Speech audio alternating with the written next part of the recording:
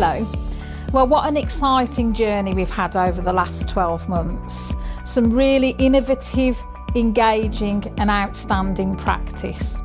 Throughout the 12 months, we've worked hard to listen, engage more and be more active in offering a caring, outstanding and innovative service to our staff and patients. We have introduced more ways to connect with our staff and patients through IT and engagement, and have been successful in being shortlisted for a series of national awards for our in-house IT development.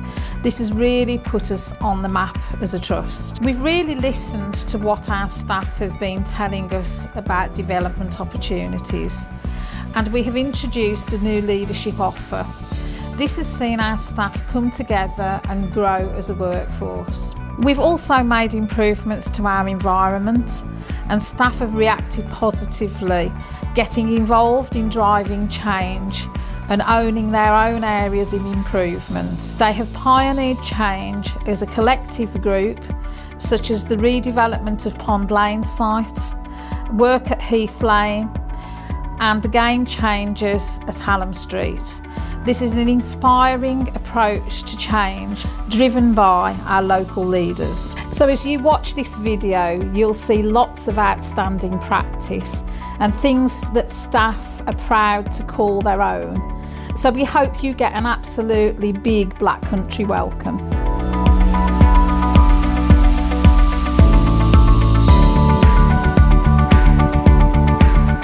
I've been having lots of mental health issues, and whilst I was waiting for intervention from Penn Hospital, I was invited to come along to join Cafe Chime. It's been the best thing that could have ever happened to me, and by coming here I've made lots of friends and talked about my mental health issues, and I understand them more myself. A long time ago I went through a bad phase, and in truthfulness, without these guys helping me, I'm not sure that I would still be here. It encompasses all the recovery principles that we want within the trust. So within this community setting, within the cafe setting, it's breaking down stigma, it's getting collaboration with the cafe owners, and it's also actually using and helping our service users to really use their own strengths. It's great for my business because it brings people in here, but it's great to see them actually having something that benefits them as well. What we're also doing is we're asking clients that have been through wellbeing service to write about their experience, about what's been helpful to them, and then what we're doing is we're putting all the kind of stories into a book, and what we want to do is have this book in kind of waiting rooms that actually what they can do is they can read through other people's stories about what's given them hope whilst they're kind of waiting there.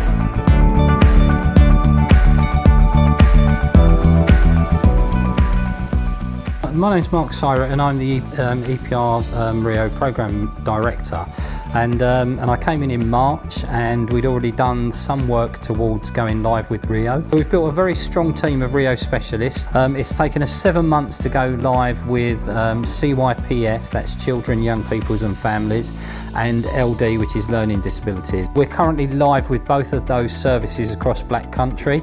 They had a few sort of teething problems when we went live, but all of those are now being eradicated. So far it's been a real success for those phase 1 services. Our phase 2 is much bigger. It's going to be mental health, older adults and CAMS. We've started work on that already, and we hope that there'll be as big a success as our phase 1 services have been. Well, the Rio process has been, we were so excited to have it coming in actually to go electronic records. We were delighted after all these years. The Rio team have been excellent. The processes have been, they've had really good communication with us. They've been quick in their responses. The clinical staff have been delighted to actually start with the Rio process. They've found that it's aided their portable working. And one of the nurses has described it as a portable cabinet, which is a really nice way to look at it, because the records are always with you. You've always got access to them. Really excited about the launch. It's been long awaited, and we really feel that this will support our integrated records moving forward.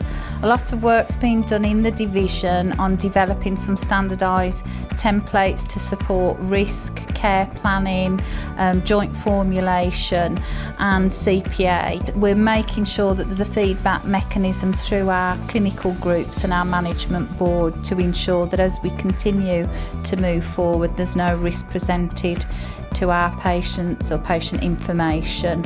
So we're really happy that this is really going to improve the service provision that we offer in learning disabilities. I was leaving one day and a lady stopped me outside who turned out to be the doctor of one of the patients, and she said, "Oh, this is the therapy dog. I've been hearing about her." This young lady had said she was having a rubbish day that day until the therapy dog came and she played with her, and then she felt an awful lot better afterwards, and that made me feel, well, I've done something useful today.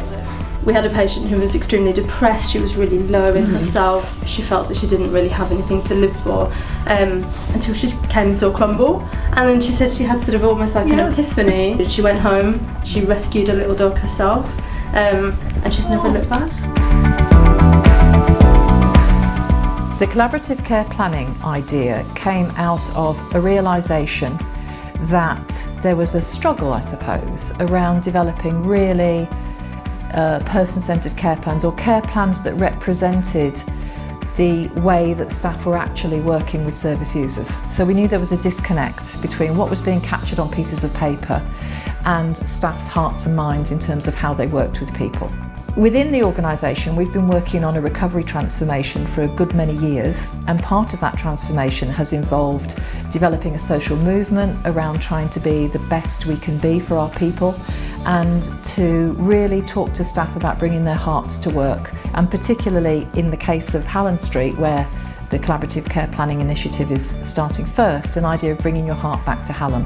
So a few of us got together with some key staff who had fantastic relationships with people on the ground. So we're looking at a trust-wide initiative around the care planning that is founded on solution-focused strengths-based skills and recovery, thinking about how we apply those skills and that ethos in care planning.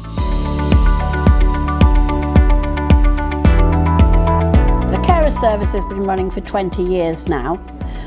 In April of this year, 2019, the CCG decided to recommission the service with change. So from April, rather than just mental health, we're now a service that provides to carers, open to CAMS, LD and adult mental health. Carers will be offered training, psychoeducational training, to get the skills to understand the illness and how to cope. So we identified that there's a lot of Punjabi speaking carers on our caseload, so we identified that they needed some training on anxiety management in their actual mother tongue. So I've put together CBT and anxiety management training course so they can understand in Punjabi how to manage their anxiety.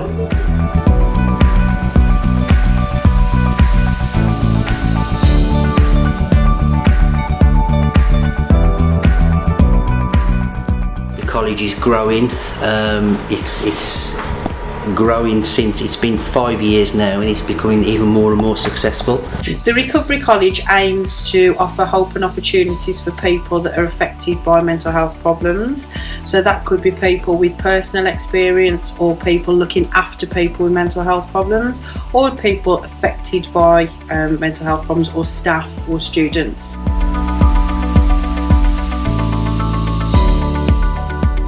As a Learning Disability Division, we're really excited to be awarded the STP capital bid for a new inpatient recovery centre on the Heath Lane site in West Bromwich. We've been through quite a big system transformation in terms of developing our community services. We now have intensive support and a far bigger forensic service than we had During that phase, we've reduced our inpatient service provision for assessment and treatment into one unit. So the new build and the opportunity that affords us to build bespoke accommodation is really exciting for us. The new building will be co-produced by our staff, our patients and our commissioners. The aims that underpin this new development is that we intend to keep people from the Black Country within the Black Country and shorten the length of stay that people have in our inpatient services.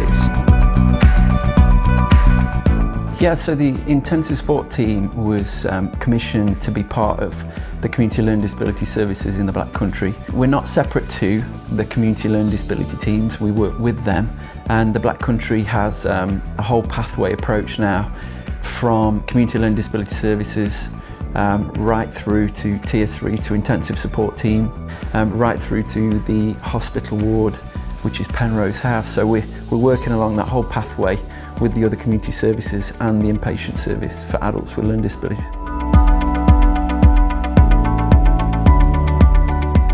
Hello, my name is Roger Bishton and I'm the Freedom to Speak Up Guardian for Black Country Partnership. My role has been all around raising the profile of the role. Staff know that it's okay to talk about stuff. Staff know there's no reason to be fearful to raise issues and concerns, and basically I'm here to protect them and to guide them through the process. When I get a concern, it's my job to raise it and to escalate it. It's not up to me to investigate, it's not up to me to judge. I escalate it to the top, then I feed back to colleagues on the actions that have been taken. It's been received very well with staff. We've had quite a few colleagues who have raised concerns, and look, hopefully everybody's been happy with the service, and hopefully everybody will, raise a concern again if they feel they need to. Hallam Street Game Changers came out of a social movement idea, which is very much about looking at the energy of staff through their hearts and their minds. It was predicated on this idea of a spiritual energy, which is we're here to make a difference to people's lives, a social energy, we're all in this together, and a psychological energy, we feel safe and supported to make change. I think there's been a lot of positive feedback from staff and patients. Things the movie nights, they've really enjoyed the movie nights.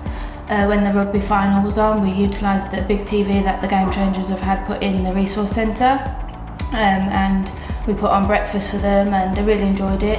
It aids in creating good vibes among staff, good job satisfaction and good recovery for our patients. So we've got a new staff room called the Pines. Game Changers have had a lot of support from our directors in getting new furniture for that, to create a safe place for staff to go and enjoy and relax on their breaks. The Culture Ambassador programme was initially launched in 2016 by the RCN, and we was approached in 2017 to commence our pilots. And the Culture Ambassador programme is a programme around identifying neutral observers within a formal process to tackle unconscious biases, and particularly with a staff group from a BME background. So we launched our pilot in 2017 and we had a number of staff trained as culture ambassadors along with some key leads within the organisation. The training that the RCN offered was absolutely amazing. I think it really set the culture ambassadors off on the right path and gave them all the tools that they needed to do their role. So now you've seen a sample of what our staff really do, and I hope you'll agree with me, there's some really good stuff for people to be proud about, and that's what drives our quality improvement agenda. So moving forward, we really have a bright, exciting future as we merge as trusts. So we hope that you enjoy the visit with us to the Black Country, and we will give you a big Black Country welcome.